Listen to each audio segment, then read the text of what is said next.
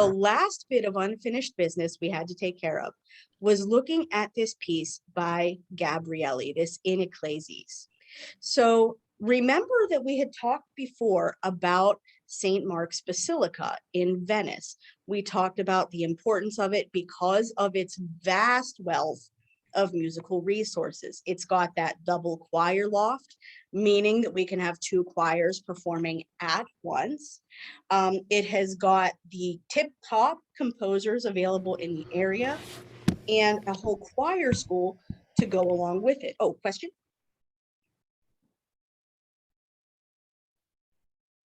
Okay, let's assume it was a little mic slip. Good, so the absolute wealth of resources that are concentrated at St. Mark's. So Gabrieli was the maestro di cappella, the chapel master, the head composer at St. Mark's when he composed this. This was the kind of apotheosis of his career. And what, oh, chat. Oh, don't worry, Perla, it's good. We're just starting right now. So this piece of music that we're looking at is something very new that Gabrieli composed. It is what we call a sacred concerto or a concerted, arranged motet. Concerted just means it's specified for instruments and voices together at one time. So again, we've got many types of instruments available at St. Mark's. We've got bowed strings, so like viola da braccia, that would be very close to the modern violin that we look at. Viola da gamba, which is something like a cello, and you know, any kind of bowed string in between. We've got cornetti. Those are these curved brass-like instruments that the tone production is the exact same as a modern brass instrument, but their shape is very weird to us. They are just shaped like a curved horn. So that's a cornetto. Of course, we've got trombones. They would have called them sack butts. Get your giggles out now. And of course, the great organ of St. Mark's. So all of these instruments are combined. You, of course, don't have to memorize every instrument in that score. That's not our purpose.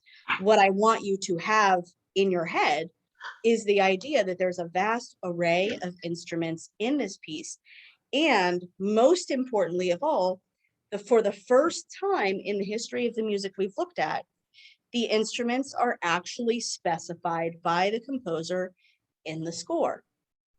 Think of every piece of music we've looked at thus far. It's just series of melodies without any specification. Sure, I could play this line on an organ. Sure, I could play that line on a sackbut. Sure, I could play this line on a recorder or a crumhorn or any kind of instrument. But that's up to the performer. That's at the performer's discretion in the moment. With this, oh, Rachel, question?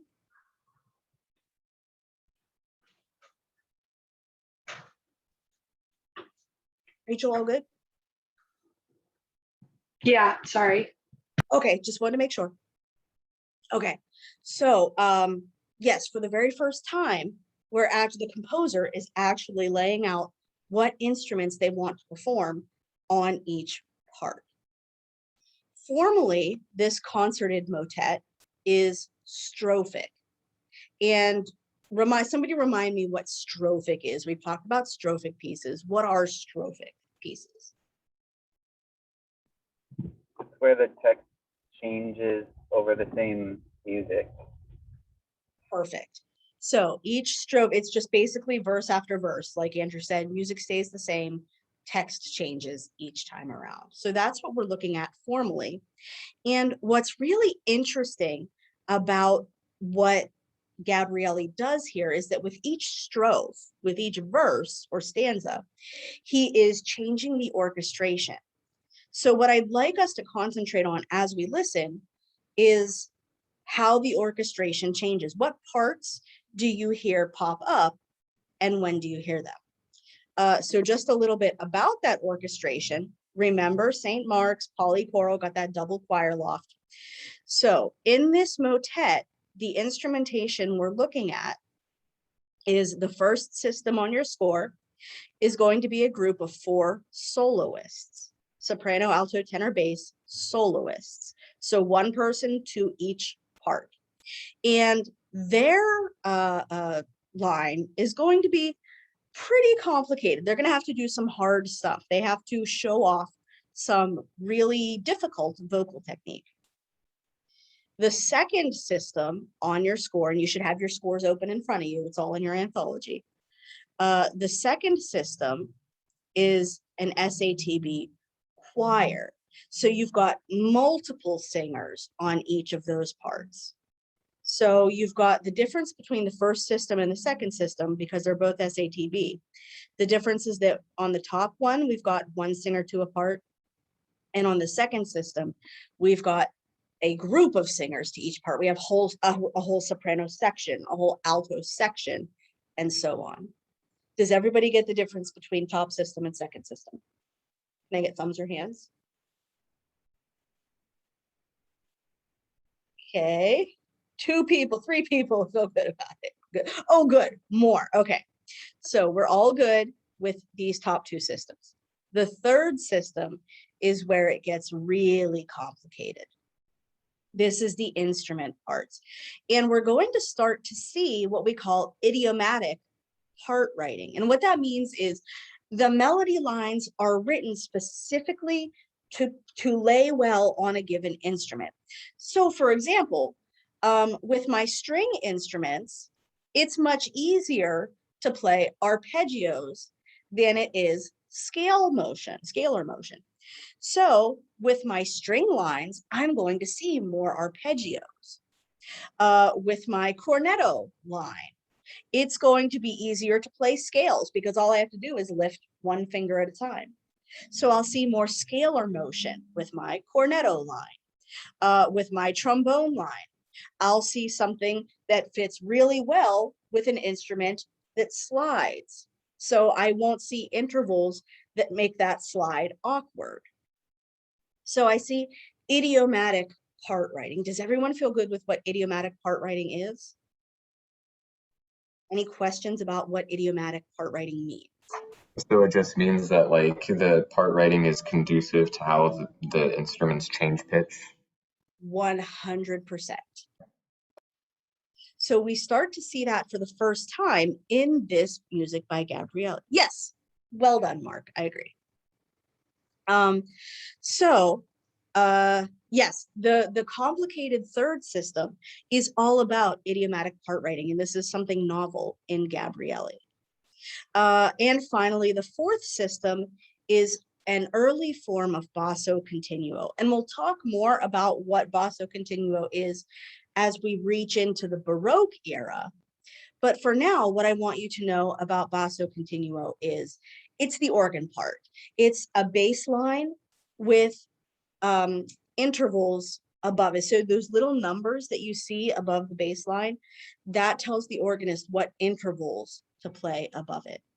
Again, we're going to talk more about basso continuo in the Baroque era, but this is an early form of it, and it's just a bass line with intervals notated above. Okay, does everyone feel good about instrumentation so far? Okay, fantastic. Let's take a listen. And what I want you guys to pay attention to real closely is how does this orchestration change from verse to verse?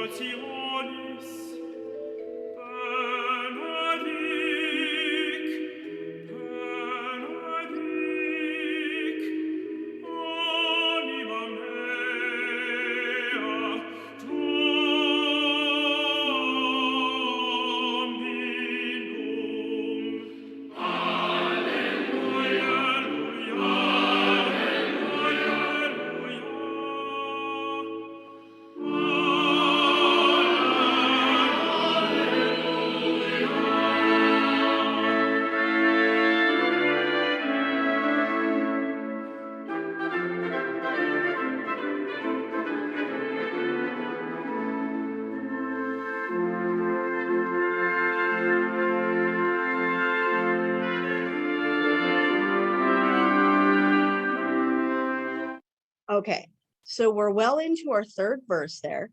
How did you notice the texture changing? What was changing instrumentally and vocally throughout those three verses?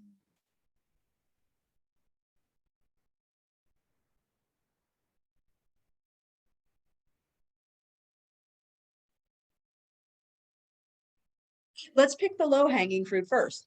What? Oh, go ahead, Sam. Sorry. Sorry, no, I just joined. Sorry. Oh, okay. Thank you, Sam.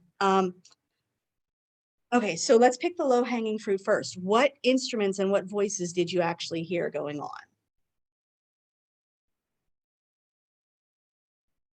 When the voices came in, the organ got quiet and adjusted to them. Yes, actually, really good point, Maya. Like, now that we've got such a full ensemble, performers have to pay attention to balance and blend in a way that they didn't have to pay attention to with simpler textures before, right? When I've just got like William Byrd's 5 voices alone in a small country house, then I don't have to think about balance and blend in a way I do when I've got 4 systems worth of performing forces joining together. Good.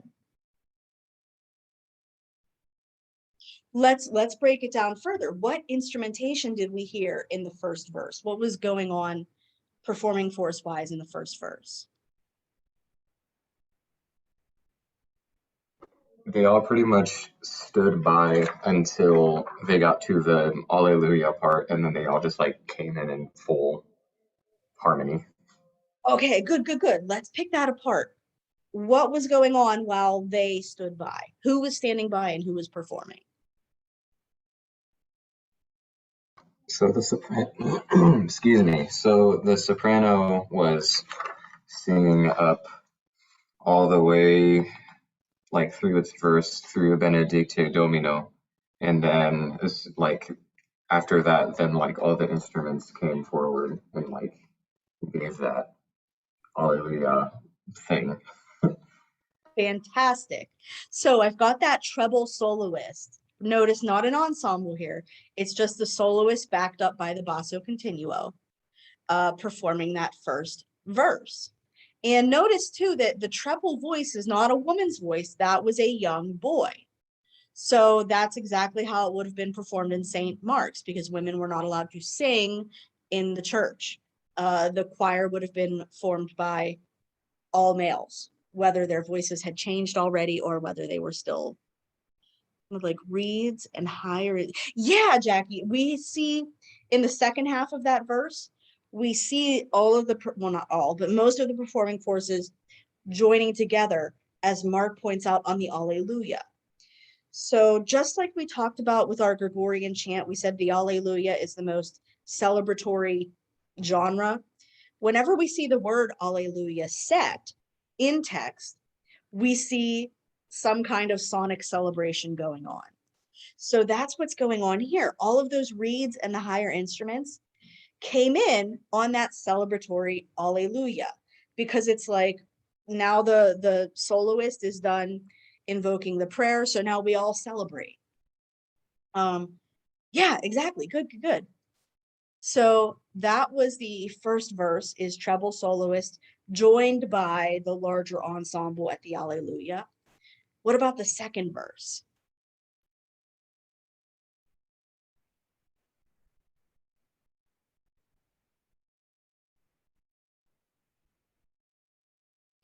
The world stops spinning. That's it. We all just, Well, that's nothing. when the bass voice comes in and sings its solo along with the organ.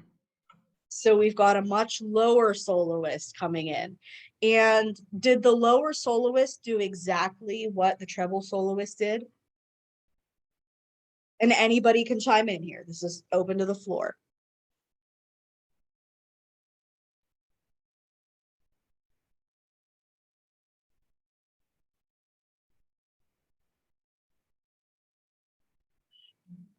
Did the lower voice do exactly what the higher voice did? I mean, no. Not No. really. How was it? Good. Well, I'll just, because we got to get through stuff because the midterm is on Wednesday. So the lower voice is doing something much more elaborate, right? We see a lot more embellishments. This is part of that idiomatic part writing, because of course the lower voice would be filled in by an adult. So somebody who's had years more training, their voice is settled. They have abilities that, like, say, a 12-year-old wouldn't. I don't think that's very controversial to admit that an adult can probably do more complicated stuff than a 12-year-old can. So yeah, it's that part is harder because it would be sung by an adult versus the child on the treble part. Good. And of course, in verse 3, we actually see a full instrumental ensemble with idiomatic part writing. Any questions about in ecclesies before we move on?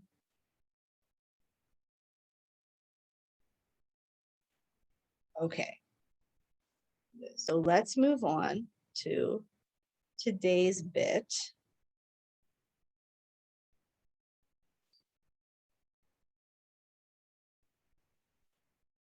There it is. Okay. So we're still talking about what was going on in the era of the Reformation. So the Catholic Church is no longer the only or the biggest game in town. So what is society doing outside of the Catholic Church? Well, in Italy, they're doing this thing called madrigals. Now, remember, we talked about early madrigals with Jacopo da Bologna and the O Soletto Selvaggia. We talked about how the caccia was a type of madrigal. But the definition of madrigal was pretty wide open at that point, right? We didn't have a lot of qualifications. We didn't have a lot of defining features. A madrigal in the Middle Ages was simply a vernacular piece of polyphony in the vernacular language, a secular song, a secular poem set to vocal polyphony. In the Renaissance, we see the madrigal emerge as a genre with very clear expectations. Now we have defining features of this type of polyphony. So what is the madrigal in the Renaissance now that it's solidified into something precise? Well, the madrigal was a courtly genre. In other words, this is made for and by nobles. And it's a genre of secular polyphony that is absolutely not an oral tradition. We've talked about how a lot of folk music is oral. In other words, it's not written down. But madrigals, because they were by and for the rich, educated elite, were absolutely written down. You had to be musically and linguistically literate because these madrigals are musical and poetic games that the nobles would play with each other. Madrigals were an evening's entertainment. You would have a group of these noble, educated elites sitting around a table performing madrigals for fun. And we'll talk about what is in a madrigal. So the general characteristics and defining traits that make a madrigal are, well, of course, that pastoral subject matter. Remember the etymology of madrigal and this association between the mandria, the flock of sheep, and the genre itself. And yet at the same time, madrigal being madre lingua, the mother tongue, the native language. So it's pastoral, sheep shepherds, these ancient Greek gods and goddesses frolicking in the woods. And it's in the vernacular Italian language as opposed to Latin. Formally, these things are actually through composed. We usually cannot divide them up into strophes. We can't find repeating sections. There aren't repeats. They are newly set from beginning. Each phrase is newly set from beginning to end. And even when this expands into multiple sections, multiple parts, we still don't see a repetition. Along with that formal complexity comes complex polyphony. So every member of the ensemble is singing the same text, unlike those early motets we looked at where we've got a chant text and other poetry sitting on top of it. Unlike those early motets, with madrigals, everyone is singing the same poem. So they're singing the same words, but at different times and in different rhythms. And when we add enough voices to the madrigal texture, the text actually gets really impossible to hear. So that's a secular correlation to that church polyphony, where the Council of Trent was getting angry about, oh, worshipers can't understand the text of the Mass. A correlation to that would, of course, be the madrigal, where the poem is set to such complex polyphony that we can't necessarily make out the poem. To make that even harder, the parts could be doubled or even covered by an instrument, so there's no uniform instrumentation or arrangement. Contrast to Gabrielli, who's getting ever more precise in the church. With madrigals, we are absolutely not embracing that precision.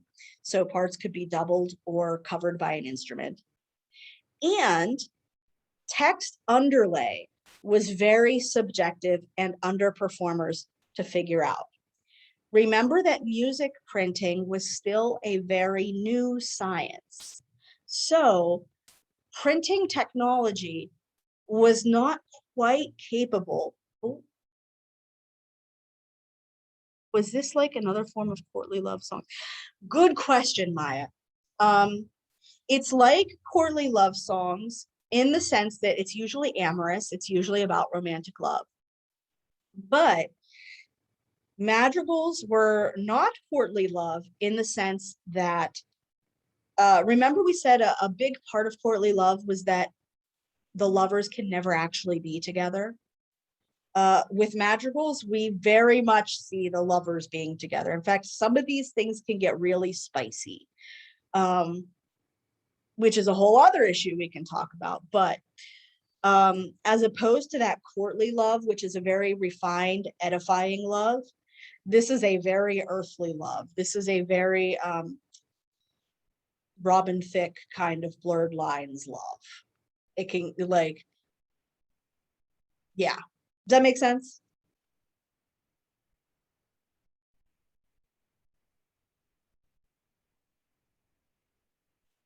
Yes, perfect. Okay. So it's amorous, but absolutely not edifying, if you will. Good. Oh, yes. So remember, the printing technology was still very new, and it wasn't always capable of clarifying which word should line up with which note. So it was up to the performers to make those decisions and figure out. They knew what word they had to sing, but oh, should I sing it on the B or the C? Oh, should I sing it on this part of the arpeggio or that part of the arpeggio? It's up to the performer's discretion. So on top of the fact that the polyphony is crazy complex, we've got this issue of text not always lining up. So the last and most defining feature of the madrigal is this idea of text painting. Someone remind me what text painting is in just a sentence or two, general idea. Text painting is like using the music to sort of describe the word, or to match the words, I guess might be a better word. Perfect. 100%. Music matches words. And this was so common in madrigal. And yes, Maya, has good. The music does what the lyrics say. Perfect. You guys got it. So this is actually so common in madrigals that we tend to call them madrigalisms. And it's this whole concept of mimesis. Remember, we talked about music mimicking nature, mimesis. So that idea of mimicking in text painting is called madrigalism. So that is probably the most common defining feature of the madrigal. And there are a couple subgenres that you should be aware of. So namely, the spiritual madrigal, which is a madrigal on a religious topic. So I've been harping on how this is secular polyphony. Sometimes it could be set to a religious topic, in which case we have a spiritual madrigal. And the other subgenre is the English madrigal, which we're going to go into in more depth later, but we hinted at before this idea that the madrigal genre crosses over to England. The English are fascinated by it and start writing them in English. Okay.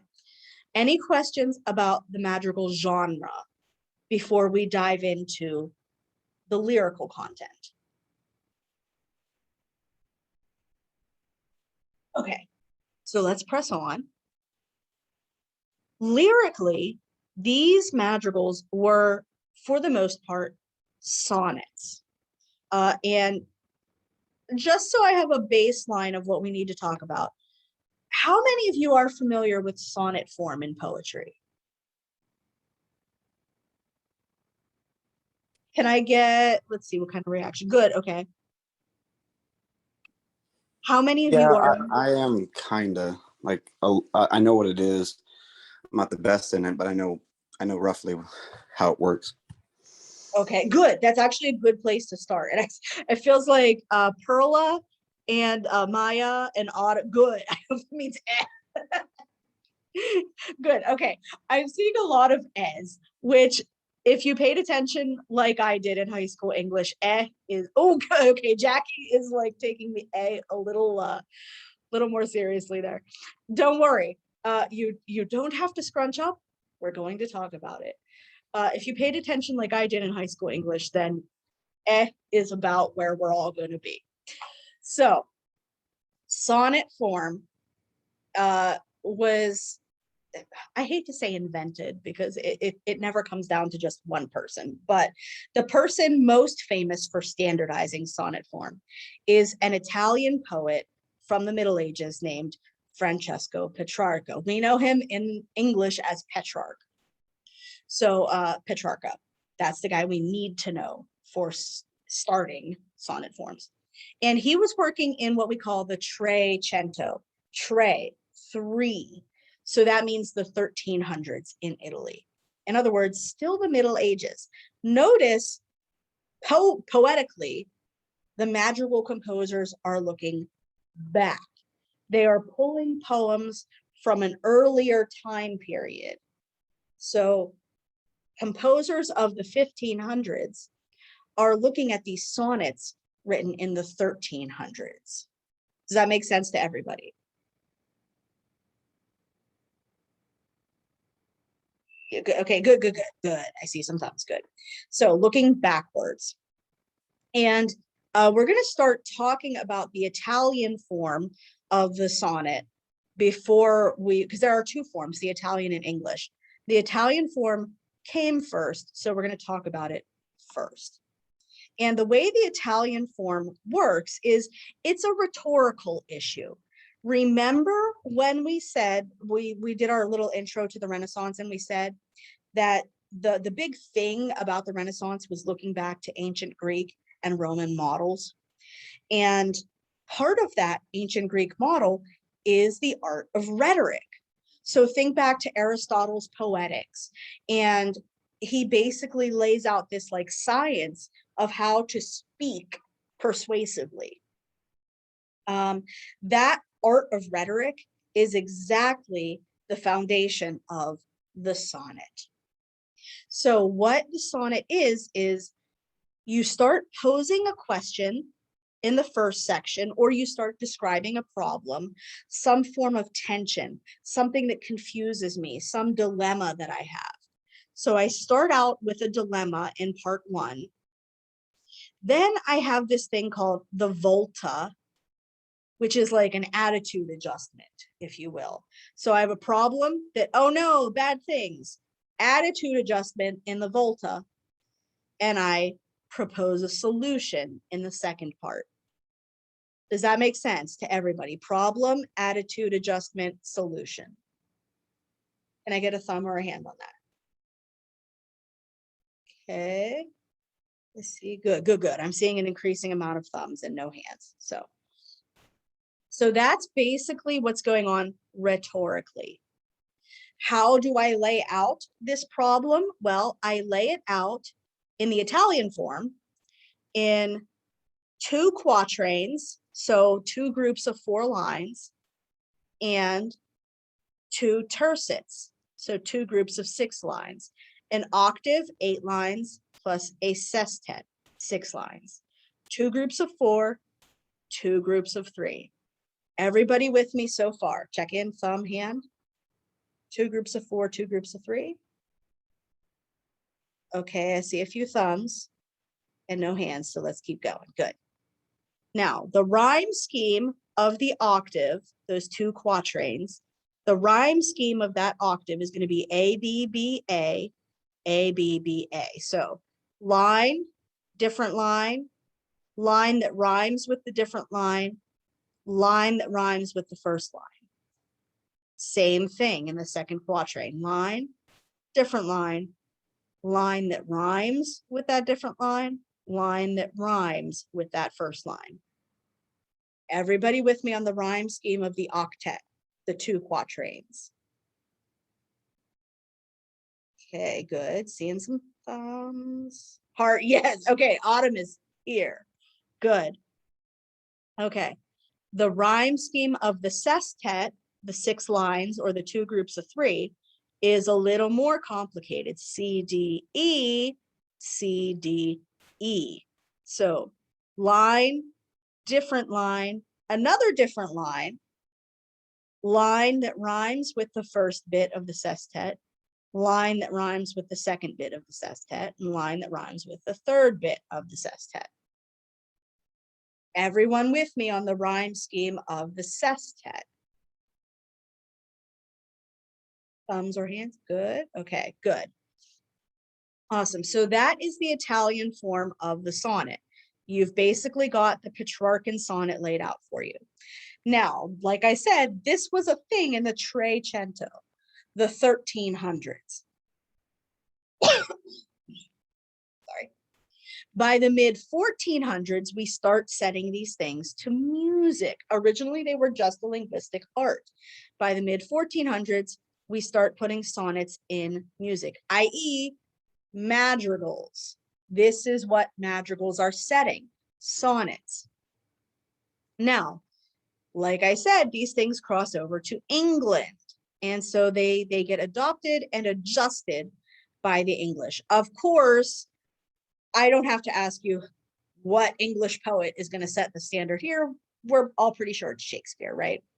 So the Shakespearean sonnet is kind of the same. It's still 14 lines total, but it is a very much contemporary genre. So now it's in the 1600s, and it is of the 1600s in England. And it gets a little, the meter gets a little stricter. Now it's in iambic pentameter. Don't worry about what iambic pentameter is if you don't know. That's okay. It's not crucial to our music studies, but you should know that iambic pentameter is the thing governing the Shakespearean sonnet as opposed to the Petrarchan sonnet.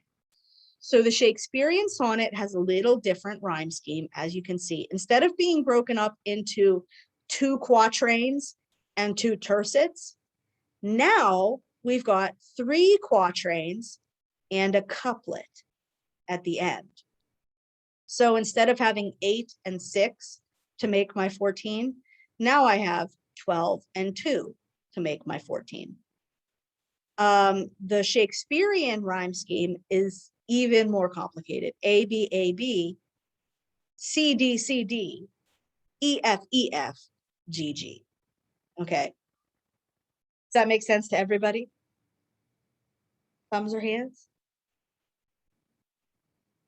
Okay, 3 people. Oh, good, good, good. Okay, we got plenty of thumbs now.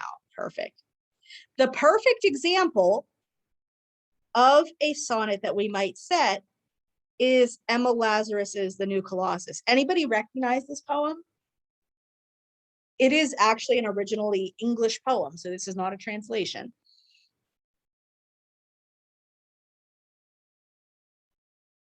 Good, Mark. Yeah, isn't that what's on the Statue of Liberty? Like the last part? All of it, yes. In fact, the last part is the part that we quote a lot, but exactly. This is the poem that is inscribed on the Statue of Liberty. So now if you go on Jeopardy, you'll get this trivia question that the new Colossus is the poem on the Statue of Liberty, and it is a sonnet. So this is a Petrarchan sonnet, not like the brazen giant of Greek fame, with conquering limbs astride from land to land, stand, flame. So A, B, B, A. Name, hand, command, frame. A, B, B, A. That's my octave, my 2 sets of 4 lines, my 2 quatrains. Notice Emma Lazarus poses a problem here. Oh my gosh, no, this isn't what I want my statue to be. This is not what the Statue of Liberty is. Bad. No.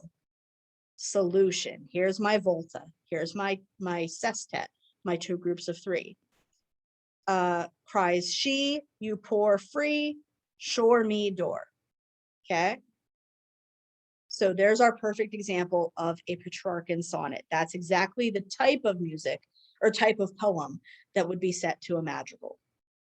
Everyone feel good about sonnets? Thumbs, hands. I have a question. Absolutely. Go. What's the difference between the volta here and the volta in like a ballata? Good question. Okay. So here the volta is a linguistic thing. It's a rhetorical thing. It's not a musical thing. The volta in the ballata was that little refrain part that kept coming back at the end of each stanza, right? That makes sense. Okay. Here, the volta is not musical at all. This is a rhetorical thing. When we say volta, it literally means turn. So the volta is the attitude adjustment as we go through the rhetorical process of solving the problem. If my octave is posing a problem, the volta is the attitude adjustment that goes on in the mind of the speaker before we propose a solution to that problem. Does that make sense? Yeah, definitely. Awesome. Good question. Because yeah, it is the same word and they're just two very different things. Good.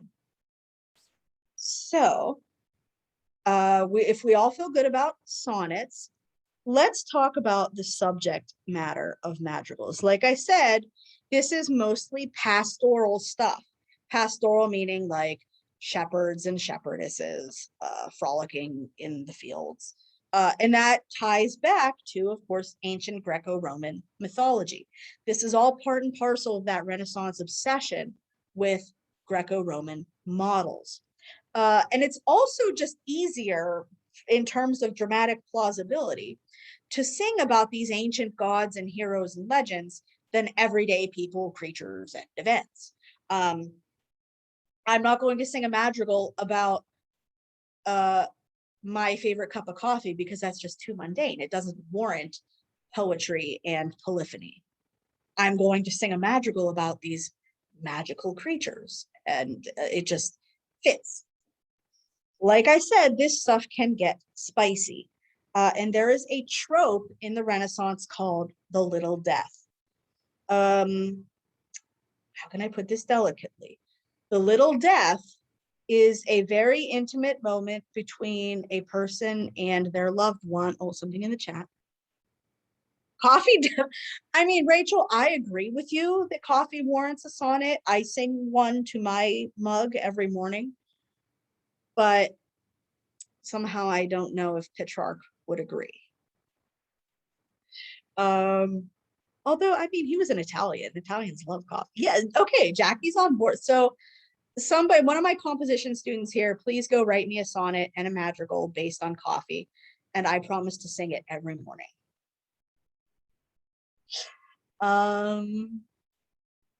Oh, yes. Okay, the Little Death is a very intimate moment. Oh, Allie, wait. Allie, is that a reaction to the coffee or the Little Death? Because it can go either way.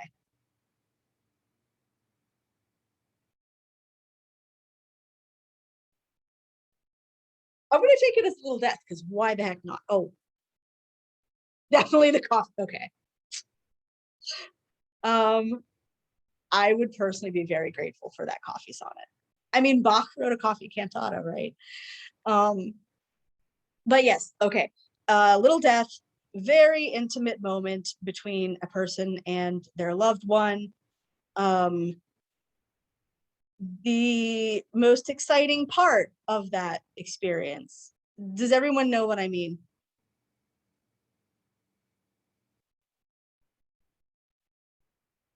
Okay, good. Yes, we can move on. Thank you, Maya. Great.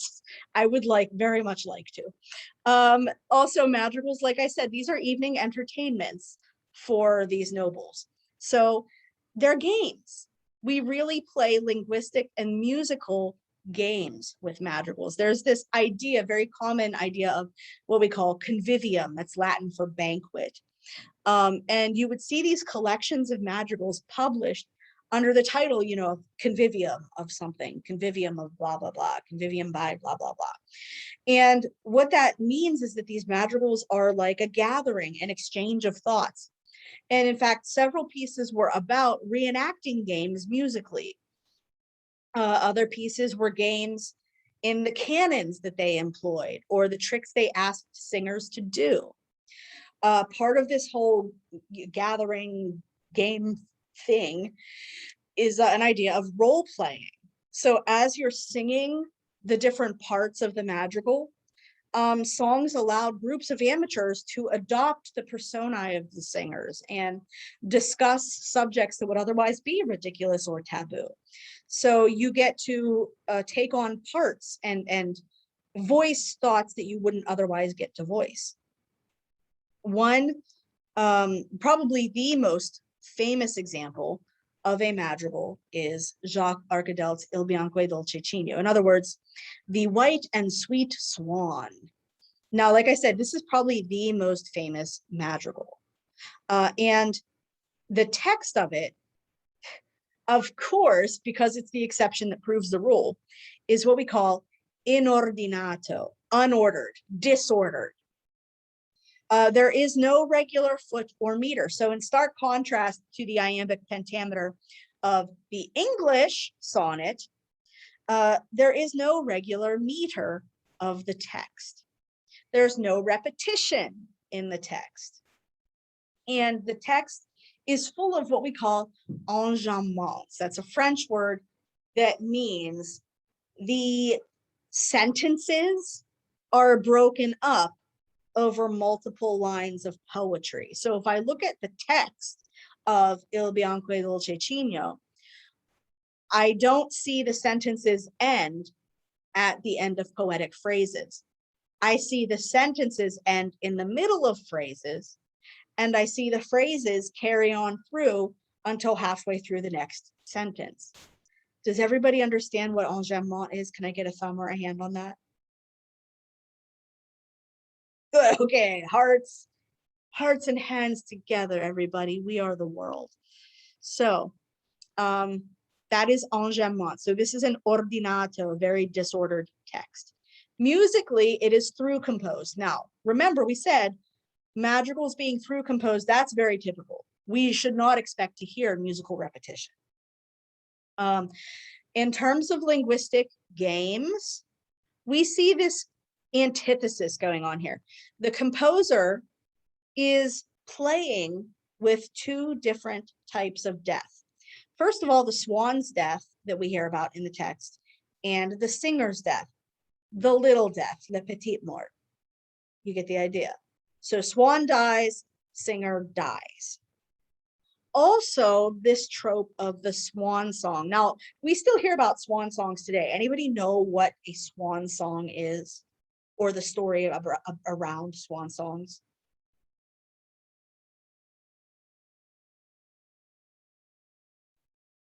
Okay, so what a swan song is, there's this myth that swans are not songbirds, right? They don't make sound. But there's this myth that before a swan dies, it produces one exquisitely beautiful song and then immediately croaks. That's why when somebody is doing their big finale, we call it their swan song, because, you know, you sing this really beautiful thing and then you So that's a swan song. So in Il Bianco e Dolcecino, we are seeing this antithesis between the beauty of the song and the tragedy of the death. Or vice versa. Maybe the song is painful and the death is beautiful. Again, that's the game here. That's the antithesis. That's the volta that we have to work around. Everybody with me so far? Good. Okay. And in terms of madrigalisms, we're going to hear plenty. First, and probably most prominently, is on the word piangendo. That means crying. Piangendo literally means crying. So what you are going to hear is, well, I'm going to leave that up to you. I'm going to play it, and I want you to tell me what you hear on piangendo. And when we get to the end of it, which we probably won't get to the end right now, but if you get to the end, the singer is singing Di Mille Morti, of 1,000 deaths. I'll die 1,000 deaths. And the way Arcadelt sets that is he's got this section where the voices overlap. Di Mille Morti becomes this point of imitation, that one voice starts it and all of the other voices start echoing it at different times. So I'll die 1,000 deaths starts to ring around, and we've got this idea of the 1,000 going on. Okay. So let's listen to this. And I want you guys, you've got the text in front of you. What I want you to really pay close attention to is, what madrigalisms do you hear? What text painting is Arcadelt doing? Il bianco e dolce cigno cantando more, ed io piangendo giungo al fin del viver mio, ed io piangendo giungo al fin del viver mio.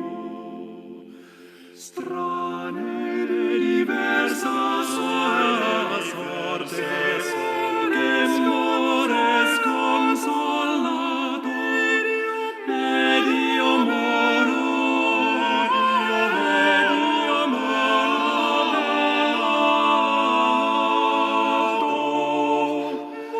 Morte che nel morire m'empie di gioia tutto e di desire. Se nel morir altro dolor non sento, di mille morte, di mille morte, sarei contento, di mille morte, di mille morte, sarei contento, mille morte. Okay, we got a taste of those Mille Morti. Good. So what madrigalisms did you guys notice? Well, I noticed, like, especially when they're literally saying words that describe emotions, that the music complemented that. So, like, for example, like gioia, like joy was like sounded happy. There's words that literally like had emotional connotation that were like sung in that way. Perfect. So yeah, well, you're spot on, Nathan. There's this idea that if I have a positive emotion, I want this like very consonant sonority. And what happened on piangendo to go with the opposite direction?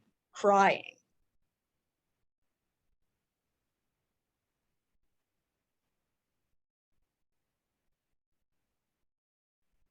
What kind of sonority do I have on piangendo? Anybody? Oh, just like this, it was sad. Sad. Good. Let's get technical More here. sad What? sound. More, I guess, darker sounding and Absolutely. Sad, dark, those are all words I'd use to describe it. Do I see any accidentals in it?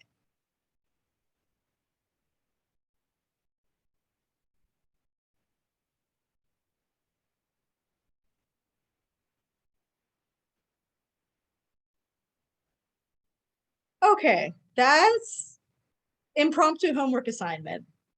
Analyze just that one chord on Piangendo. Because basically, yeah, it is very sad and dark. We as musicians gotta have to apply our theory skills to see like what makes it sad and dark. What kind of, is it a minor chord or a major chord? Is it moving, is there chromatic voice leading? And so on and so forth. So impromptu homework assignment. Analyze that one sonority. What is the pitch content of that sonority? That's my homework assignment for you. Any other madrigalisms we should talk about with Il Bianco e Dolcecino?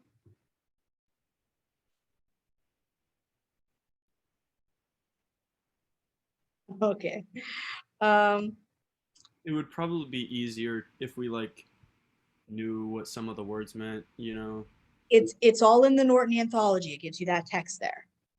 Oh yeah.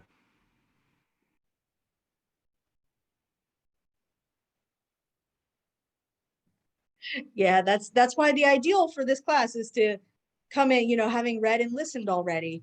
And then you have that in front of you and we get to share our thoughts on it. Yeah. Yeah, Norton Anthology is going to be your friend. You'll find all that info in there. Okay, let's go on because we have plenty to still talk about. So the other genre going on in Italy at this time that we want to be aware of is the frottula, plural frottole. So if it's got an A on the end, it's a singular. If it's got E on the end, it's plural. Don't worry about that. Just know that they're the same thing. So frottole is basically like the commoners, the lowbrow, if you will, equivalent of vocal polyphony of the Italian Renaissance. So in contrast to the courtly madrigal, in contrast to these highbrow intellectual games and discussions, this is commoners' secular polyphony. It's also in the vernacular language, so it's also got Italian texts. But it is not the intellectual rigor. It does not have the intellectual rigor that a madrigal would have. So a frottula, in contrast to the highly complicated, through composed madrigal, the frottula is strophic. Or the other option is like verse refrain. So we've got strophes and then a section that comes back the same each time, our refrain. Just like modern pop songs, really. Verse, chorus, verse, chorus, verse, chorus. That's what a frottula could be. The bottom line is they're simple, easily memorizable, meant to be performed and enjoyed by amateurs rather than trained musicians. Now, these things did get performed at court because they're just so enjoyable, but they originated among the common people. Another marker of the frottula are these like nonsense syllables and lots of repetition of these nonsense syllables in both text and melody. So you'll see things like literally tra la la la la repeated over and over and over again. So contrast that to the highbrow sonnets that we set in the madrigals. The nonsense syllables are simply there to keep rhythm and time. Frottole are also more homophonic and less complex in terms of counterpoint. So somebody remind me what homophony is. We've talked about homophonic textures before. Same rhythm. The multiple voices are singing the same like notes instead of in harmony. Or I guess if it is harmony, it's usually only like perfect fourths and fifths, like as a drone, rather than moving parts. Not quite. So if they're all singing the same note at the same time, then it would be monophony, right? Because then I wouldn't. Is that Is clear it enough? like is it like where there's a melody being played, but then everybody else is singing more like the chords while there's one singular melody? It's just like same rhythm, same time, right? Yes, yes. They're all, and Perla put in the chat, moving together. Yes, so same rhythm, same time, moving together. So there's harmony. They're not all singing the same pitches, but they're singing the same words at the same time. So yeah, and Jackie, sometimes the melody can be the most prominent among that. But the thing about homophony is that all of the parts are going to be moving together. Okay, everyone feel good about what homophony is? Thumbs or hands?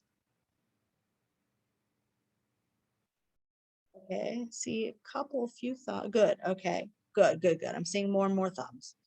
Okay, so that's homophony. And these frottole were much more homophonic than that complicated polyphony of the madrigal. Those overlapping di mille morte, we would never hear that in a frottola.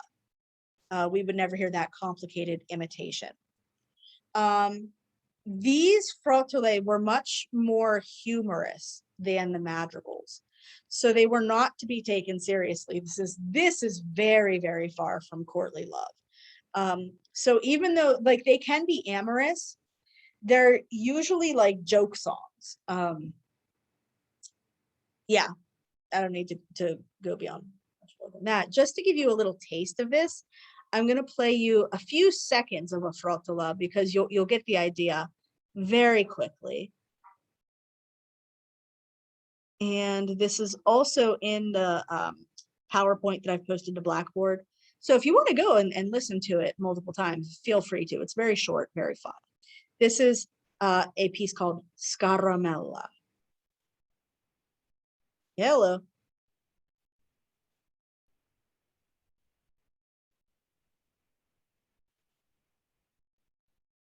Really?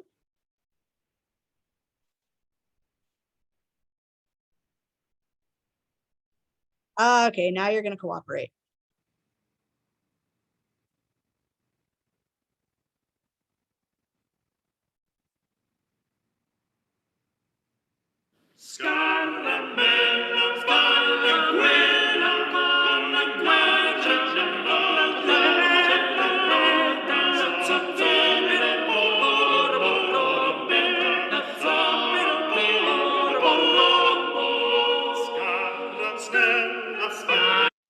Okay, so that's a frottola. That's by Josquin, by the way. We've talked about Josquin. Oh, wait, no, I don't want to stop sharing. I want to exit the slideshow.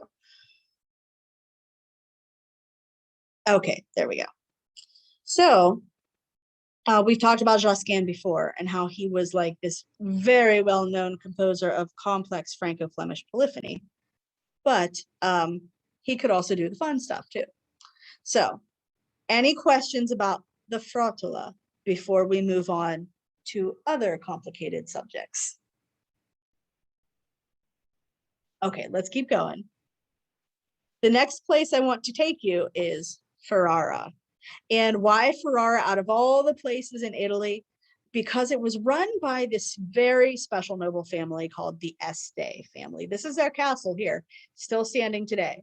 So they lived here. And in the 15th century, so, you know, starting in the 1400s, the Este family became famous for patronizing musical innovation. They, as nobles, as rich people, prized having the composers who could invent something new and unheard of. And above all, we like to look at Hercules the First, who established a double choir, much like the one in Venice. He established a double choir for the ducal court.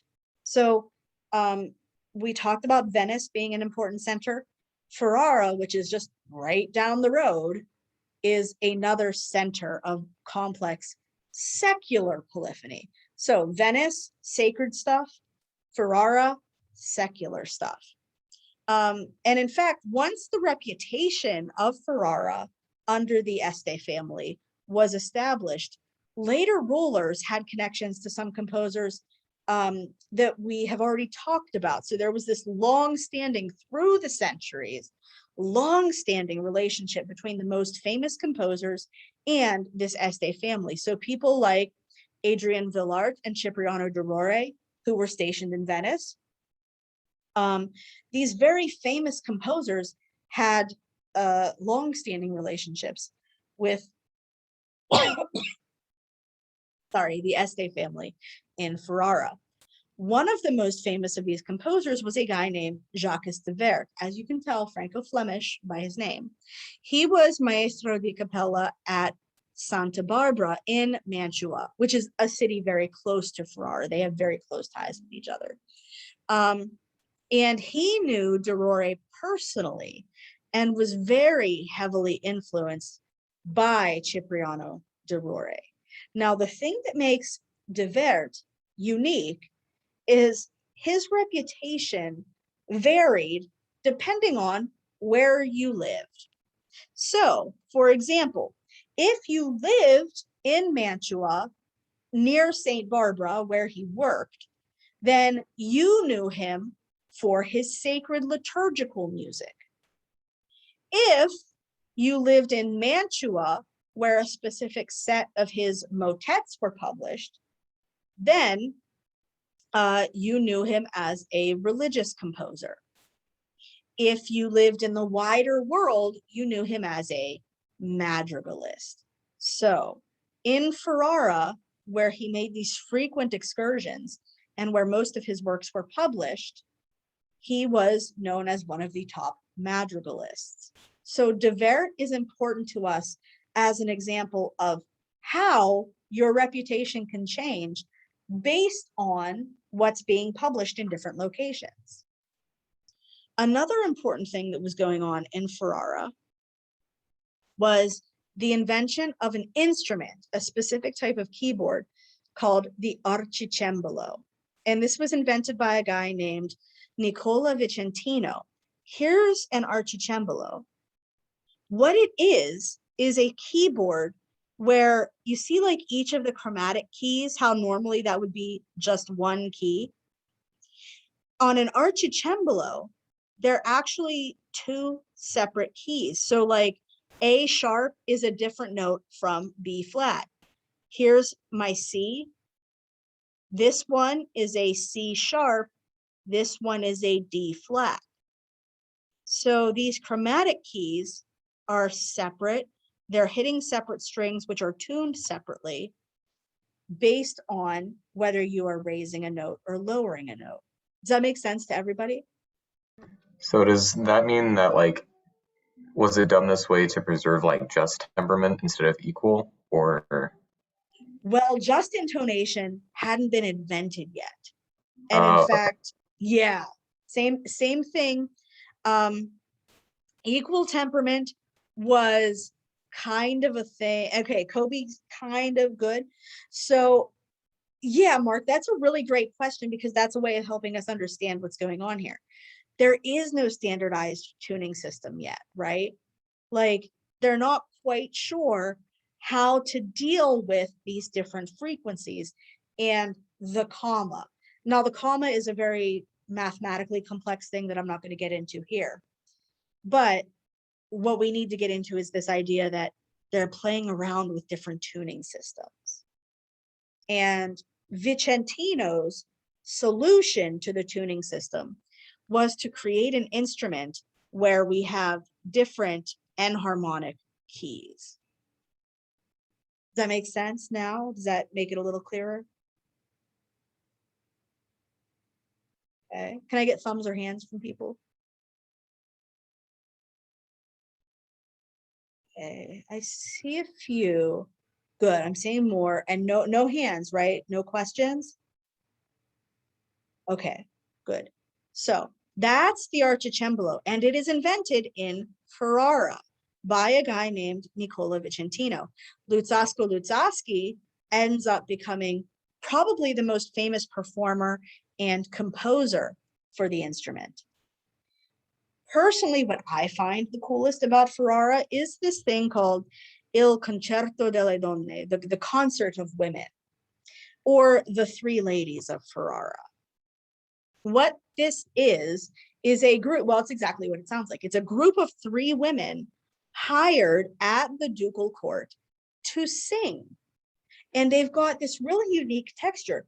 Remember, we just contrasted this with Gabrielli composing in a large church where no women are allowed to sing. Here, the only voices are these 3 women. So this is a really unique texture in Ferrara. And we see this texture mimicked through the centuries in girl groups like the Andrews Sisters, the Shirelles, and the Supremes, and Destiny's Child, and TLC, and we can go on. But the point is, this texture of 3 women's voices, usually singing in parallel thirds, is an invention of Ferrara and completely unique. I want to show you a video of a modern performer who is basically building her career on this type of music, and beautifully so. So her name is Margaret Carpenter Haig, and this gives you some idea of what the Concerto delle Donne would look and sound like. Can everyone see before I hit play? Good, okay. So here's the Concerto delle Donne.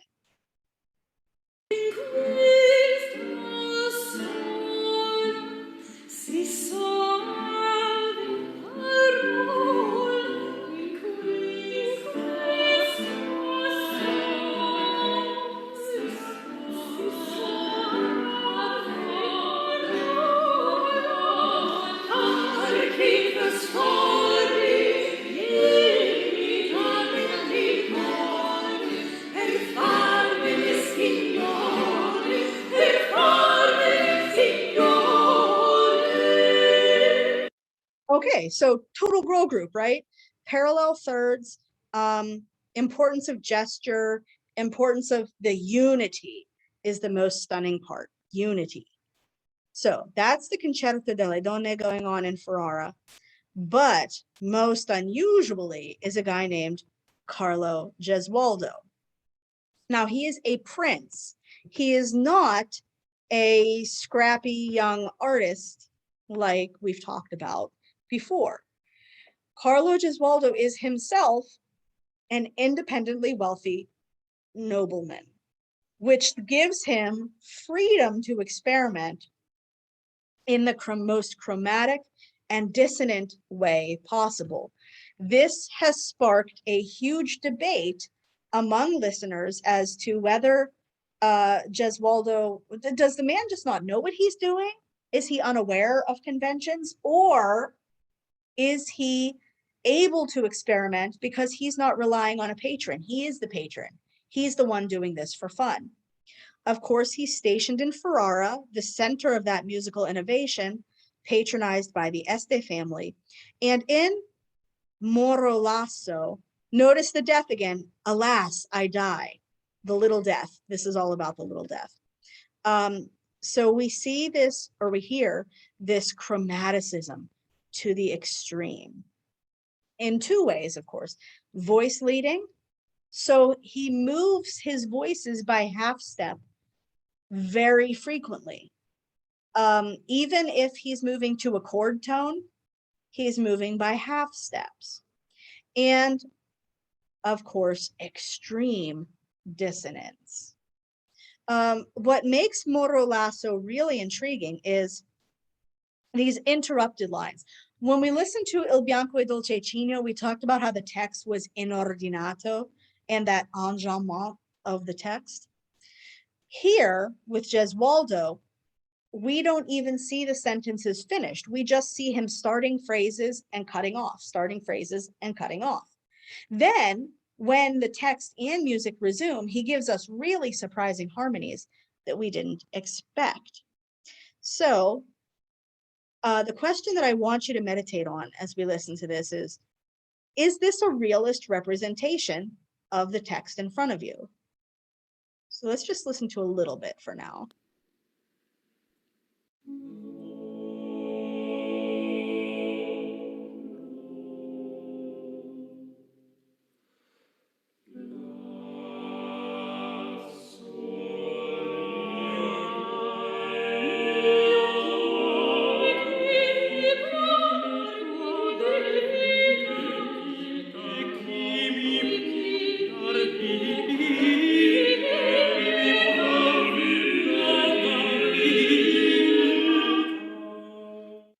Okay, so there's our cadence point.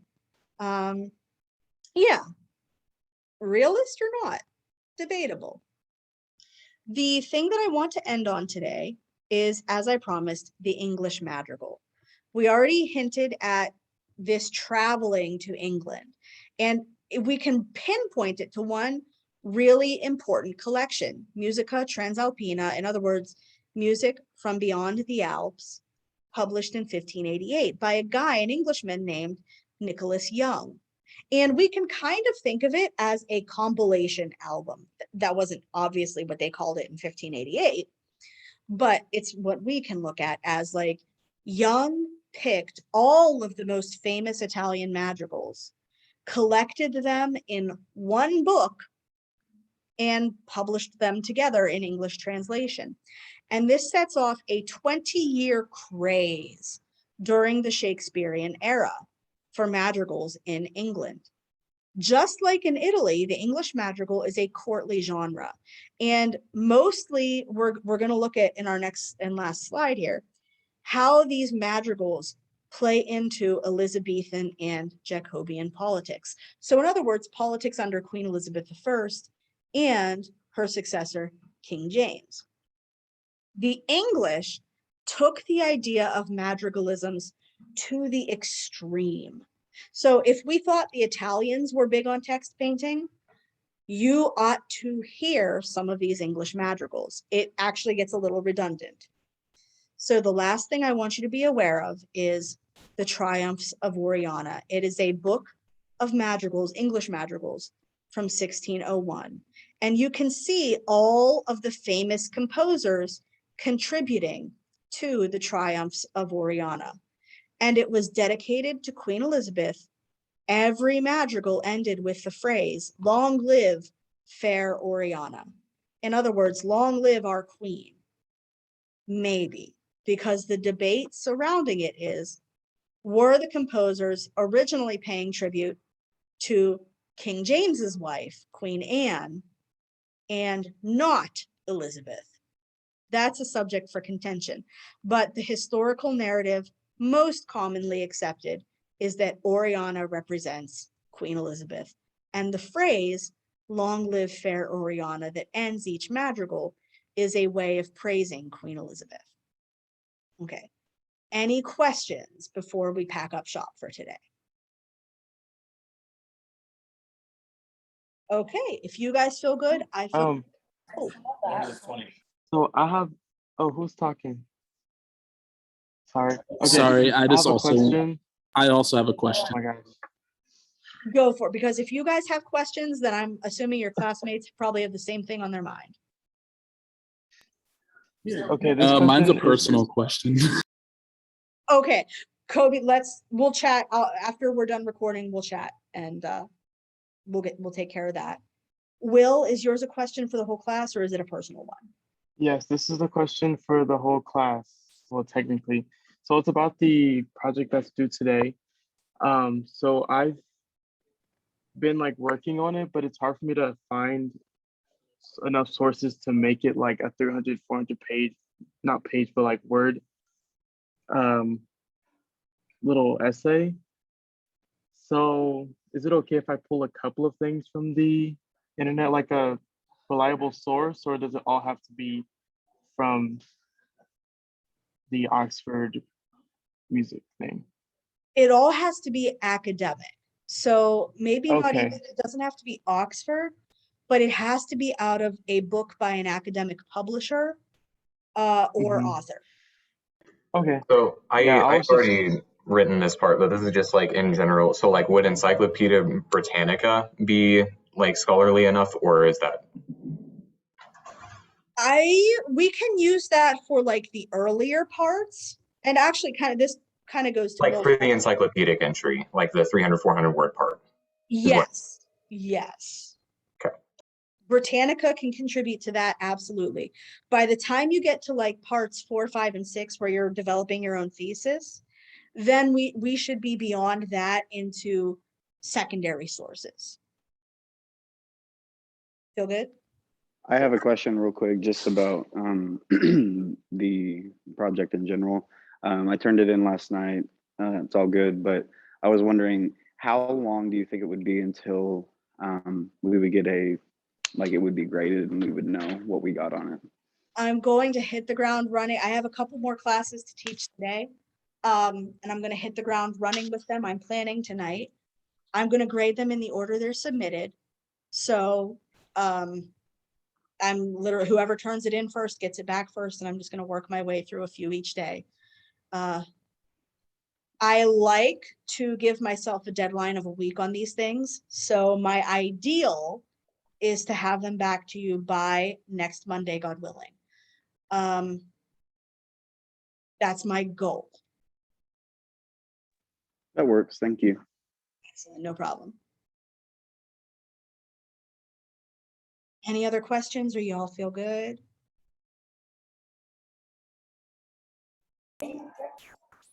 Okay. Are you ready? Sure. Let me. It's not that personal, but it's just a little personal.